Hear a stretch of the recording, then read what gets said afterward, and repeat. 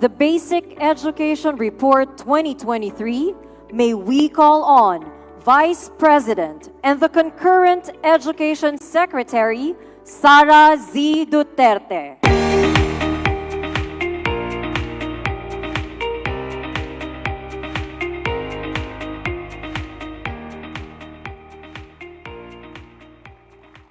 Thank you. Please take your seats. His Excellency Ferdinand Marcos Jr., distinguished guests, ladies and gentlemen, Assalamualaikum, madayaw ug maayong adlaw kaninyong tanan, magandang araw sa inyong lahat. Sa bahay, bilang ina, kasama ko, namumuhay ang apat na uri ng learners.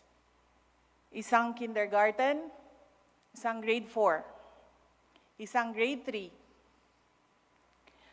grade 7 at grade 9. Nakita ko po ang iba't ibang uri ng problemang nararanasan nila sa kanilang pag-aaral araw-araw. Sa trabaho, bilang kalihim ng Department of Education, kasama ko namang namumuhay ang mahigit sa 28 million Filipino learners sa buong bansa. At nakikita ko ang napakaraming problemang hinaharap at binubuno nila sa kanilang pag-aaral araw-araw. For learners at home, over 28 million learners all over the Philippines. These, ladies and gentlemen, make my interest in the future of Philippine education a very personal matter. Filipino learners are not academically proficient. Oftentimes, Filipino learners experience emotional abuse and exhaustion. Some Filipino learners suffer from psychological fatigue. And being academically insecure, many of them fail to meet the standards of the demanding and competitive world. These are caused and triggered by conditions present at home, in our communities, and even in our schools as a result of problems ingrained in our system. This is the truth. Ito po ang katotohanan.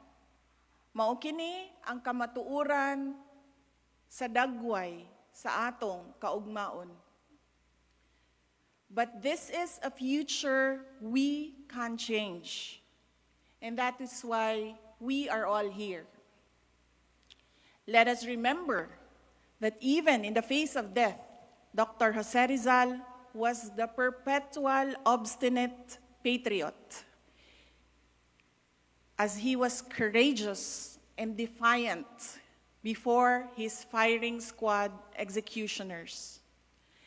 Let us remember that Gabriela Silang, an Ilocano, was unshaken by the grief of widowhood and continued the revolution even after the death of her husband, Diego Silang. Let us remember that in Bohol, Francisco Dagohoy led the longest revolution in history. And let us remember that in Mindanao, the successful Moro resistance was fortified by the unity forged between Moro leaders across Mindanao and North Borneo by the great Sultan Kudarat. These are just a handful of Filipinos whose sacrifices changed the course of our history as a people. They are Filipinos who demonstrated the indomitability of our spirit as a people. Our children are children of heroes. They are the descendants of Dr. Jose Rizal, Gabriela Silang, Francisco Dagohoy, and Sultan Kudarat. Our children are bound for greatness. Of a separate strand dedicated entirely on matters of procurement was made to improve the system. This strand is ordered to ensure that delivery of services is done within the period required by law, following the processes mandated by law. Our intention here is to solve a problem that has permeated within the system and ensure that transparency and accountability are present. As we confront the dilemma in school infrastructure and learning resources, we looked at the trends in our enrollment and learner data during the pandemic and now. We are implementing post-pandemic programs and reforms. After a significant decrease in enrollments in 2020 due to COVID-19 related school closures, enrollment has since started to recover. This year, we welcomed around 28.4 million learners in 44,931 public schools and 12,162 private schools nationwide. But recovery in enrollment is limited only to public schools. We saw the decline of enrollment figures in private schools and eventually saw some private schools terminating their operations. From 2020 to 2022, more than 1,600 private schools stopped operations.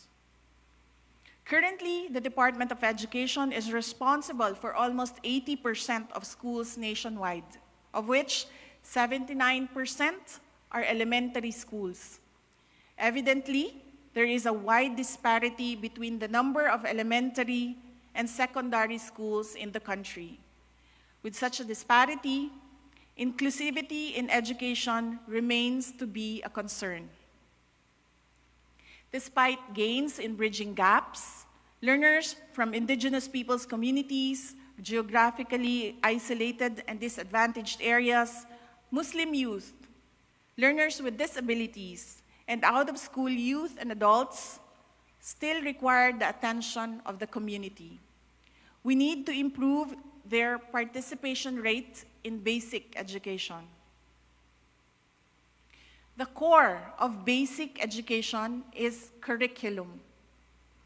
The ongoing review of the K-12 curriculum has revealed that the curriculum content is congested, that some prerequisites of identified learning competencies are missing or misplaced, that a significant number of learning competencies cater to higher cognitive demands. For senior high school, our work immersion program has contributed to a high passing rate of 90% in the National Certificate Assessment administered by TESDA. However, industry partners have expressed concern that the time allotment for work immersion is only for familiarization and not for actual skills acquisition. Today, most senior high school graduates find the need to pursue higher education in order to find employment. The National Senior High School Tracer study conducted by the Bureau of Curriculum Development showed that 83% of the respondents pursued higher education, while only a little over 10% of graduates were employed. The K-12 curriculum promised to produce graduates that are employable. That promise remains a promise to this day. Our teachers, they are the lifeblood of the Department of Education. Without our teachers, our mission to carve a better future for our children will fail. Lagi ko pong sinasabi sa ating mga guro, importante kayo sa pag-unlad ng ating bayan. Kayo ang gumagabay at tumutulong sa ating mga kabataan sa pagpapanday ng kanilang mga pangarap sa buhay at sa katuparan ng mga pangarap na ito.